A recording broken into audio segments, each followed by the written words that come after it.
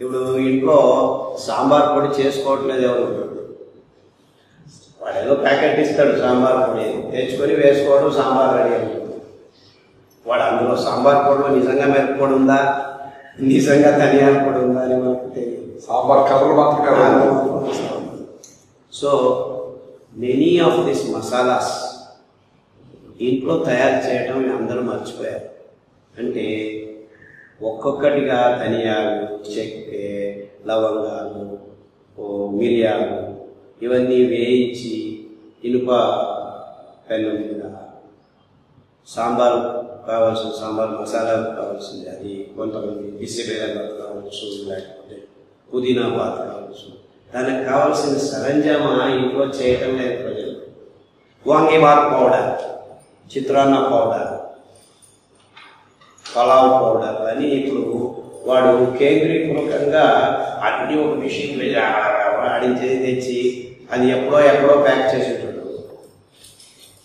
అది చెడిపోకూడదని ప్రిజర్వేటివ్స్, ఆ ప్యాకింగ్ లోనే అన్ని రకాల కెమికల్స్, కలర్స్. సో ఇలాంటి పదార్థాల వాడకం ఎక్కువ అవటం వల్ల చాలా మంది యువకులు ఇప్పుడు ఇళ్లలో తినటం ఎందుకంటే బయట తినాల్సి వస్తుంది. అంటే ఇవన్నీ అలవాట్లు అవుతున్నాయి. మీకు వద్దన్నా కావాలన్నా ఇలాంటి విషయాలు మన జీవితంలోకి వచ్చేసాయి. అంటే మన పదార్థాలు, నేను చెప్పే బియ్యము, గోధుమలు, పాలు, చక్కెర ఒకవైపు ఆగలేవని చెప్తుంటే ఇలాంటివి ఇంకా ఎక్కువగా మన పొట్టలోకి, నోట్లోకి వెళ్ళటం వల్ల ఈ రసాయనిక పదార్థాలు, అంతేకాకుండా అడల్ట్రేషన్. అంటే ధనియాల పొడి అంటాడు, ధనియాల పొడి అయి ఉండదు, అందులో సగం ధనియాల పొడి, ఇంకోటి ఇంకేదో పొడి ఉంటుంది. కానీ ఆ వాసనలు మాత్రం వస్తున్నాయని మనం వేసుకొని తింటాం. సో ఇలాంటి అలవాట్ల వల్ల ఇలాంటి 2 ముద్దలు పెట్టుకుంటే వేడి కావటం, లేకపోతే మంట కావటం, టేబుల్ రావటం, హార్ట్ బర్న్ అంటే ఈ హృదయ ప్రాంతంలో మంటలు ఎక్కువ. It's not actually heart is burning. Heart చుట్టూ ఉన్న ప్రదేశాన్ని మీ పొట్టలో నుంచి వస్తున్న అపాన వాయువు కిందికి పోవాల్సిన పోలిచి పైకి రావడం. సో ఇలాంటి గందరగోళం జరిగిపోతుంది చాలా మందికి, చాలా చిన్న పిల్లల్లో కూడా చూస్తుంది. దానికి తోడు నేను చెప్పినట్టు ఈ పాలు దానిలోనూ ఇలాంటి భయంకరమైన రసాయనిక పదార్థాల మిగులు ఎక్కువ కావటం వల్ల మొత్తం మన పచననాళంలో అది జఠరం కావచ్చు, జఠరం తర్వాత డియోడినం అని ఇంకొక ప్రాంతం ఉంది, అక్కడంతాను ఇన్ఫ్లమేషన్స్ అంటే వాపు, ఊత జరిగి ఇన్ఫెక్షన్స్ మొదలవడం. దానికి తోడు మనం సాంప్రదాయకంగా మజ్జిగ, పెరుగు వాడటం తగ్గిస్తూ వస్తుంది. అంటే మన దేహంలో లాక్టోబాసిల్లస్ అనే సూక్ష్మజీవి మన జీవ కోశాల కంటే ఎక్కువ ప్రమాణంలో ఉంటుంది. అంటే మీ దేహంలో మీ జీవకోశాలు, జీవకణాలు చెప్పుకునే 1 ట్రిలియన్ ఉంటే లాక్టోబాసిల్లస్ మన పొట్టలో పచననాళంలో ఉన్న ఈ సూక్ష్మజీవి, అంటే పెరుగు తోడు వేస్తాను చూడండి, లాక్టోబాసిల్లస్ అంటారు. అంటే బ్యాసిల్లస్ లాక్టిక్ యాసిడ్ని చివరిగా తయారు చేసి అక్కడికి ఆగిపోతుంది లాక్టోబాసిల్లస్. అంటే పెరుగు పులుస్తూ ఉంటుంది 2 రోజులు పెడితే, అంటే ఆ లాక్టిక్ యాసిడ్ ఎక్కువ అవుతూ ఉండడం వల్ల ఆ పులుపు ఎక్కువ ఉంటుంది. ఆ బ్యాసిల్లస్, లాక్టోబాసిల్లస్ సూక్ష్మజీవులు మన దేహానికి చాలా మంచి చేస్తాయి, చాలా రోగక్రిములను దూరం ఉంచుతాయి. సో ఈ ఇన్ఫ్లమేషన్స్ అయినప్పుడు లోపల వేరే రకాల సూక్ష్మజీవులు అక్కడ పెరగటం. సో అవి తమ కార్యక్రమాన్ని మొదలుపెట్టినప్పుడు విపరీతమైన తెగులు రావడం, మంటలు రావడం.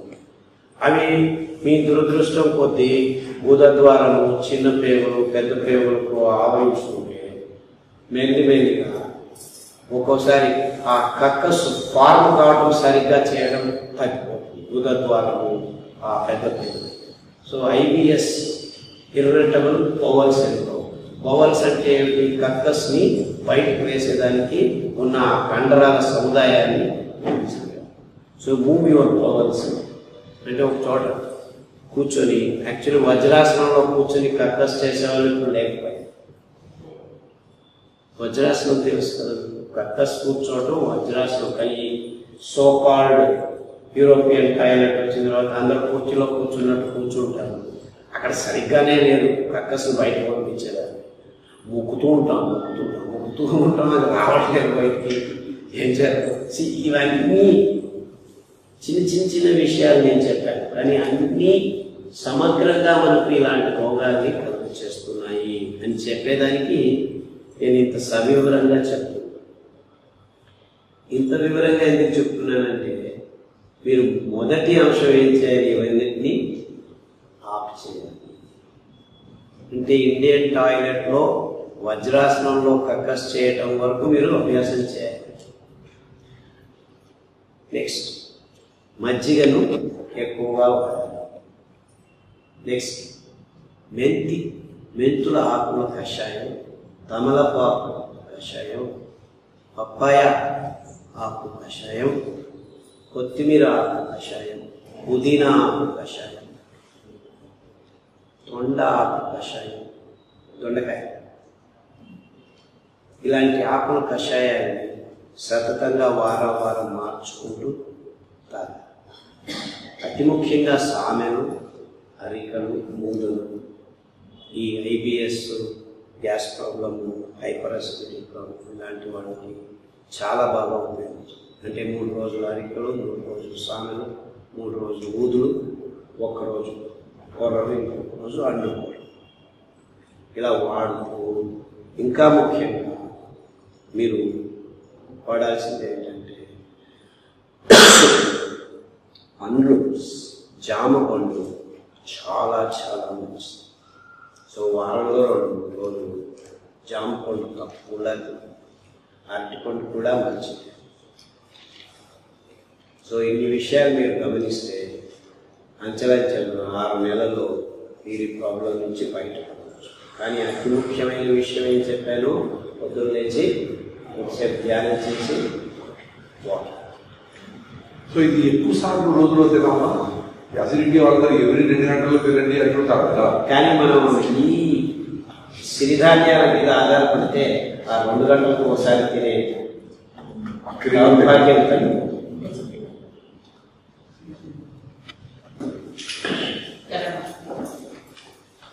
అది కషాయం తాగడం వల్ల వేడవుతుంది అంటే తాగడం వల్ల అవుతుంది అంటారా? 2-3 అంశాలు ఉన్నాయి ఈ ప్రశ్నలో. ఒకటి, కషాయం అంటే ఏమిటి అంటే జనానికి తెలియదు. అందరూ అనుకుంటున్నారు కషాయం అంటే 1 లీటర్ నీళ్ళల్లో ఇన్ని తమలపాకులు వేసి బాగా మరిగించండి, 1/2 లీటర్ కావాలి. అది దాల్చిన చెక్క కషాయం అంటే 10 గ్రాములు వేసేసి బాగా మరిగించండి, 1/2 లీటర్ని 4 లీటర్ని తీసుకురండి. సో లేకపోతే మిరియాలు, ధనియాలు, అల్లం, శుంఠి అన్నీ కలిపేసి ఒక 10 పదార్థాలు కలిపి పొడి రెడీ చేశాను, కషాయం అని చెప్పి ఒక డబ్బాలో, ప్లాస్టిక్ డబ్బాలో అమ్ముతుంటాను. తీసుకొచ్చి ఒక చెంచా వేసి బాగా వేడి చేసి డాక్టర్ కాదు కషాయం తాగమన్నాడు, కషాయం తాగు. సో ఇలా చాలా పదార్థాలను మిక్స్ చేయడం, ఒకే పదార్థాన్ని ఇలా చాలా గాఢంగా తయారు చేయడం, ఇవి కూడా కషాయాలు అనబడతాయి. అంటే అందరూ చేసుకుంటూ వస్తున్న అలవాటు. అలాంటి కషాయాలు కుడితే చాలా మందికి దేహం వేడవుతుంది. నేను చెప్తున్న కషాయాలు చాలా సరళం అండ్ చాలా ముదంగా ఉంటాయి, చాలా రుచిగానే ఉంటాయి. మీరు చేయాల్సింది చేదు ఉండదు, ఏమీ ఉండదు. కానుక కషాయం కూడాను హ్యాపీగా తాగొచ్చు. 1/2 పిడి ఆకులు, లేకపోతే పెద్దవాళ్ళు అయితే 1 పిడి ఆకులు, అది జామాకు అయిండొచ్చు, పారిజాతం అయిండొచ్చు. దాల్చిన చెక్క అయితే 1 1/2 ఇంచు దాల్చిన చెక్క కావాల్సినంత పౌడర్ కావాలంటే పౌడర్. జీలకర్ర అంటే 1 చెంచా, నెయ్యి చెంచా, నెయ్యి వేసుకునే చెంచా. లేదు ఏదో పుష్పం అని చెప్తుంటాను, బంతి పూలు, 1 పువ్వు ఇలా చేయి. సో ఇలా పదార్థం అంతకంటే ఎక్కువ అవసరం లేదు.